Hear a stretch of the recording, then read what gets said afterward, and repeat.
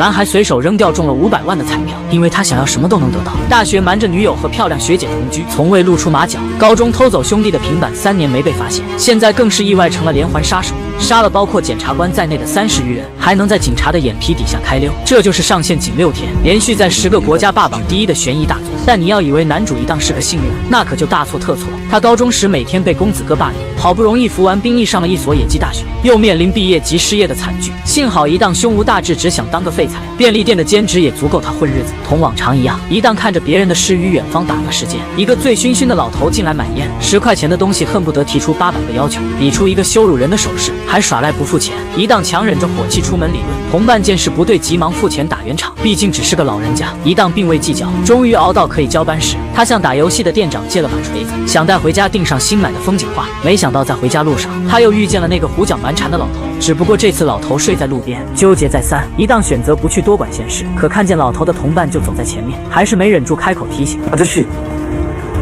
지금 옆에 친구분 주무시고 계신데 꺼지라고。”刚才热情的大叔突然变得冷漠又凶狠，一档很窝囊的在背后比了个中指，怎料前面就是面镜子，他尴尬的想道歉。一档被扇懵了，而大叔为了敞开了抡还扔掉了包，掉落的音箱成了他动手的背景音乐。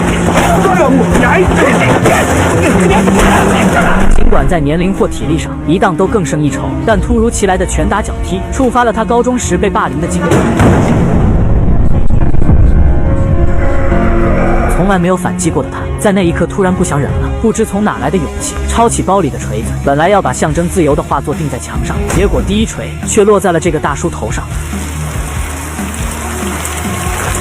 一档的理智跟着回笼，他不可置信地望着眼前这一幕，被爆头的大叔竟然傻笑着站起身，嘴里念叨着要回家，接着软绵绵地瘫倒在地。大叔死了，想到自己即将面对的后果，一档怕到全身发抖，迎面却走来一个牵着狗的女人。幸好那女人只是个盲人，可狗却异常兴奋地冲着尸体嗅来嗅去。终于一人一狗渐渐远去，一档浑浑噩噩地跑回出租屋，拼命冲刷身上的血迹。巨大的恐惧让他心生幻觉，脑补刚才的大叔正满头血地哭诉年迈的老母该怎么活，而警察也会很快将他捉拿归案。妈妈痛苦到晕厥的场景，难道自己的人生就要到此为止吗？一档饱受良知的折磨，反复搜索误杀会不会减刑，就这么熬了一晚上。无意间看到还没钉到墙上的画，终于意识到自己把作案工具落在了案发现场。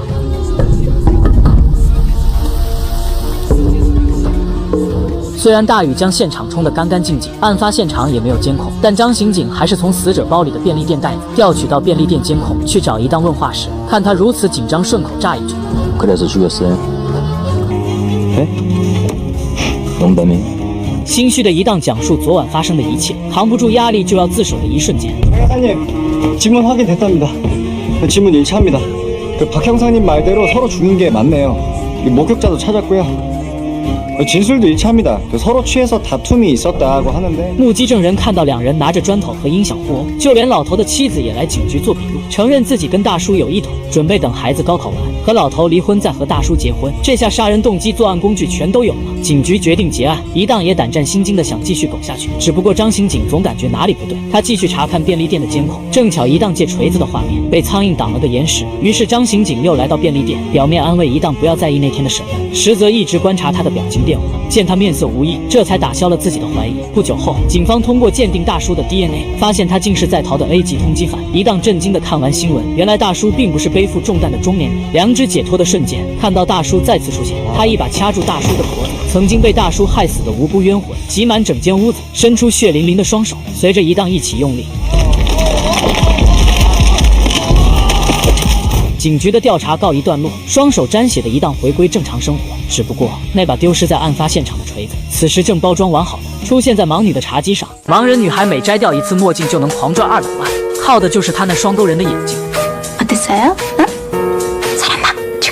女孩自顾自地说她遛狗时看到小哥光的一锤子敲在大叔脑门上，现在锤子就在他家。 이름 때문에 신상 잘 털리겠다. 어떡하니? 이랬나? 轻描淡写的勒索完，假盲女如玉牵着导盲犬淡定离开，留下一档呆愣在原地。自己当街杀人因各种巧合幸运脱罪，现在突然跳出来实锤的人证物证，如果想要不被关进局子，只能花钱保平安。先火速把新买的手机退掉，再可怜巴巴地向店长预支3个月的工资，最后偷走妈妈的存折，终于在规定时间内凑够了钱。 딱 맞네. 잘했어요. 다시 좀 뭉쳐줄래요? 如玉颇为礼貌地为他端了杯咖啡，说以后每个月都要按这个数准时交钱。一档傻眼了，紧接着又生出被戏耍的愤怒。倒是如玉振振有词道：“现在因为你让我也变成了同谋，这么危险的事，谁会收200万韩元就算了呀？”如玉似乎很久没和人说过话，一会儿琢磨着该什么时候交封口费，一会儿又天马行空的叭叭些冷笑话，而他那言笑晏晏的模样，在一档眼里就像浸满毒液的獠牙，冷不丁的就要咬自己一口。一档不想啰嗦，抢走锤子留下钱财，二话不说就要快步离开。如玉似乎早就预料了这一幕，慢悠悠的背出一档的家庭背景人际关系，在出手勒索前，他早将一档全家都查了个底调。见一档回来，半是威胁半是怜悯的蛊惑道：“就算你拿走了锤子又能怎么样呢？现在家里到处都有你的 DNA， 只要自己去警局作证，游戏马上就会结束。而且就算是误杀，至少也会被法官判个15年吧。到时候你有了前科，出狱后又该怎么生活呢？” 이땅 씨가 잘하면 돈도 깎아 줄게요. 감옥 안 가고 청과자 안 되고 이땅 씨 호주 가고 싶다고 하지 않았어요? 응? 그 돈만 잘 내면 내 거기도 가게 해줄게. 응? 一档不由自主的同意。那一瞬间，他感觉自己被套上了狗绳，即将成为如玉腿边另一条乖狗。也突然明白，如玉勒索自己并不完全是为了钱，更是想满足他的恶趣味，让自己变成他的奴隶。不再犹豫，一档再次举起手中的锤子。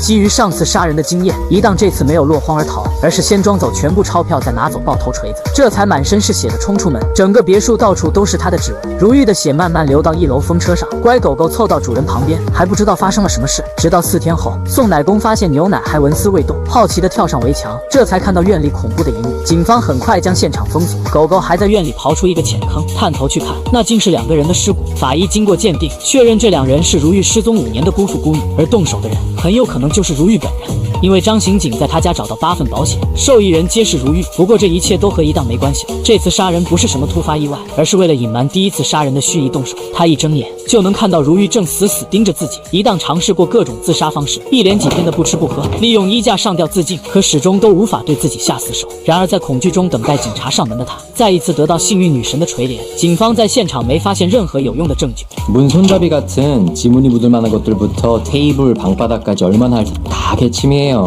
其实那狗在第一时间吃掉尸体不光是饥饿，而是因为吃人吃出经验了。它主人之前杀死姑父姑母时就是这样教它处理的，所以它很熟练地把主人也吃干净。而张警官通过走访如玉的表姐，发现她竟是天生的恶女，从小无父无母被姑母收养，小学时因为好玩就将开水泼到表姐脸上，后来姑母花大力气将她送进贵族学校，可她偏偏要和社会混混一起嗑药，晕晕乎乎点燃了空气中的瓦斯。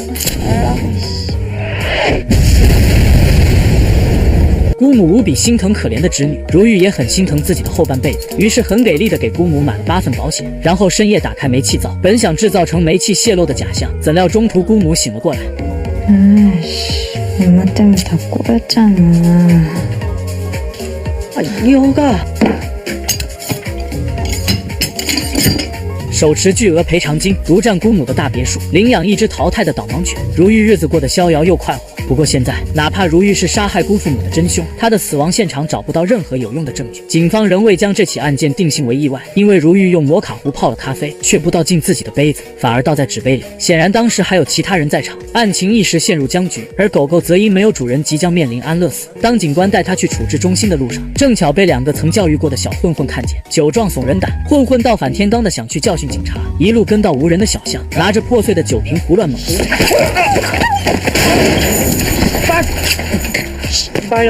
嫌疑狗挣开绳子趁乱逃跑，2个混混也溜之大吉。与此同时，生无可恋准备去自首的一档，看到如玉杀父母骗保险的新闻的那刻，杀人的痛苦与愧疚顿时烟消云散。原来他杀的都是该死之人，难道自己中了做坏事不会被发现的基因彩票？一档直愣愣的往家赶，迎面被2个混混拦下要借火机，他们衣服还沾着警官的血迹。一档的除恶雷达发出信号，次日2具尸体出现在工地里。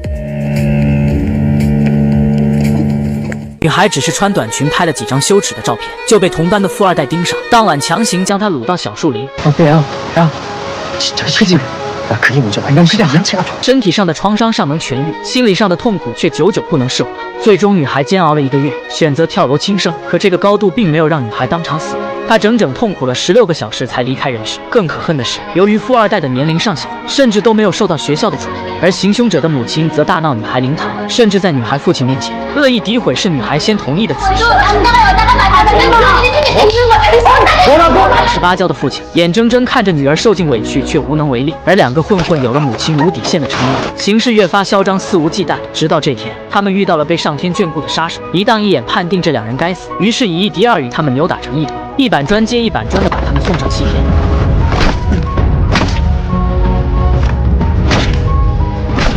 力竭的一档倒在两个混混的尸体旁，可第二天却躺在自己的出租屋。更古怪的是，身旁还放着他前2次杀人的锤子，以及这次动手的砖头，甚至还有他随手吐掉的带有自己 DNA 的烟头。烟头旁放着一张神秘的纸条，上面写着：如需帮助，请打开这个网址。一档带着好奇输进手机，马上就被拉进聊天室。对面的神秘人叫着他的名字打招呼，而且这消息3秒后就会删除。一档全身汗毛直立，马上将其拉黑删除。这时，快递小哥送来一封出庭通知书。此前他向便利店老板预支了3个月薪水，自从杀了人后便一直旷工。张刑警也注意到这份起诉书，最近连发3起凶杀案，每次这个年轻人都在案发现场出现过，很难不让人怀疑。只是还没等他盘查一档就先拨通了自首电话。混混被杀，对老父亲来说是大仇得报，但对于一档来说，杀人并不会让他感到开心。然而接警员误以为他要处理欠薪的事，让他如期出庭就行。一档无力解释。 제가 오늘 가도 될까요? 오늘이요? 아이고 잘해요. 저녁 9시도 괜찮으세요? 네. 一档将杀人罪证装进书包，留下一封遗书，怀着沉重的心情向警局走去。另一边，张刑警的助手来到女孩家，想从老父亲这寻找一些突破口。老父亲絮叨着女儿梦想当摄影师， 신상도 착하고 배려심도 있고 그래서 죽였습니다. 그런데 除了忘记把砖头扔在哪，老父亲对所犯的罪行完全承认。助手将签字画押的笔录拿给张刑警，心中不免暗暗嘚瑟。然而张刑警翻了2页，就转身快步走进审讯室，随手拿出一份资料让他填写，接着貌似关心的要带他出去抽烟。 담배 옛날에 끊었습니다. 근데 왜 거짓말하셨어요? 张刑警解释，死者脸上有烟头灼伤的痕迹，而且凶手用右手杀的人，但你却是个左撇子。老父亲无言以对，助手更是万分惭愧，不仅是因为差点办错案，更是因为他已经将这事告诉了死者家属，而此事造成的直接后果便是。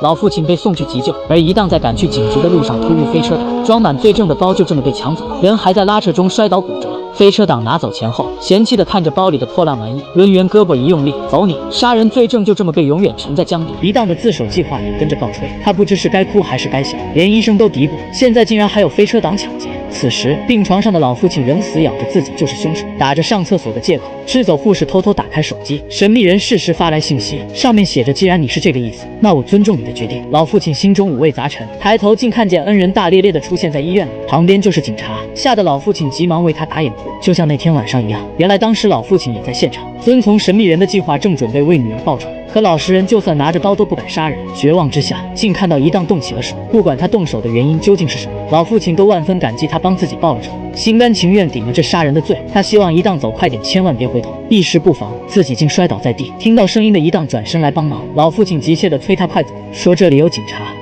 아저씨가 전화가 그 아저씨가 오토바이 좀 무슨 오토바이? 아니 그건 아니고 말 안 듣고 싶은 게 너무 많은데 텔레그램 가서 설명드리죠. 여기까지. 맞습니다. 一档慌张逃出医院，匆忙一瞥，正好与张刑警眼神交汇。张刑警瞬间起身去追。这时医生打来电话，说老父亲吞服了大量安眠药，正在抢救。老父亲再一次吸引了警方的火力，为一档的逃跑争取到了时机。而一档打开聊天室，上面竟显示账号已注销。他知道自己被警察盯上了，不敢回家，可兜里又没什么钱，每天只能混在地铁站。看到新闻播报说他杀的那2个混混实际是校园霸凌的加害者，心中也已无动于衷。他明白自己不是被幸运女神眷顾，实际上背后有个神秘人一直在推波助澜。直到这天，神秘人终于现身。 이 당시 제가 도와드릴 수 있을 것 같습니다. 저 이상한 사람 아니고. 神秘人说自己叫罗宾，是他帮老父亲策划的报仇。一档的横插一脚，让他注意到这个犯罪天才，因为一档每次杀的都是人渣，而且证据都会自动消失不见。 저는 이거 계속 해나가라고 하는 하늘의 뜻 같거든요. 그거 말고는 해석이 안 돼요. 罗宾愿意拿出全部积蓄5000万，只为能与一档联手除恶。一档想都不想就拒绝了。没有人愿意无缘无故的犯罪坐牢，他是冲动杀人，现在只想重新回到平静的生活。罗宾见劝不动他，只好打开一间隐藏极深的密室，里面是满满一屋子的受害者档案以及凶手落在现场的武器。那一刻，一档被深深震撼到了，杀人的愧疚感自然而然地演变成了除暴安良的自豪。他决定主动营业，惩治那些逍遥法外的恶人。这时，一个西装革履的男人碰到了他，而他的除恶雷达也瞬间发出警报。